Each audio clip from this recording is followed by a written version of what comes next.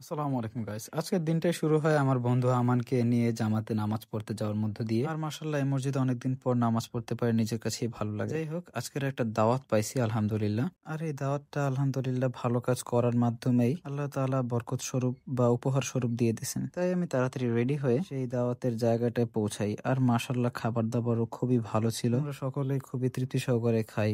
আর সেরা কেন জানি এই ভারী খাবারটা খুবই ভারী লাগতেছিল আমার কাছে। যাই হোক, বাসায় রেস্ট নিয়ে আমি আসরের নামাজ পড়তে চলে যাই বাহিরে, জামাতের সাথে মসজিদে। দেন আর একটু রেস্ট নিয়ে মাগরিবের সময় মসজিদে নামাজ আদায় করে বাসায় আসি, কারণ এখন থেকে ঠান্ডা অনেক পড়ে গেছে। তাই ভিতরে একটা গেঞ্জি পরে আমি আমার বন্ধুর বাসার দিকে রওনা হয়ে যাই। দেন আমার বন্ধু আর তার বড় ভাই নাফিস ভাইকে নিয়ে আমরা জামাতের সাথে নামাজ পড়তে চলে যাই। আর আলহামদুলিল্লাহ রিজিক আরো বাড়ছে। ভাইয়ের অর্থায়নে আমরা তিনজনে ফ্রেঞ্চ ফ্রাই আর চিকেন খাই, এন্ড তারপরে শীতের সবচেয়ে ভালো জিনিস চা, সেটা খাই। আর আমার আগের এলাকায় এসে আমার বন্ধুদের সাথে কিছুক্ষণ আড্ডা দিই, দেন বাসায় চলে আসি। আর আজকের জন্য এই পর্যন্তই। আসসালামু আলাইকুম।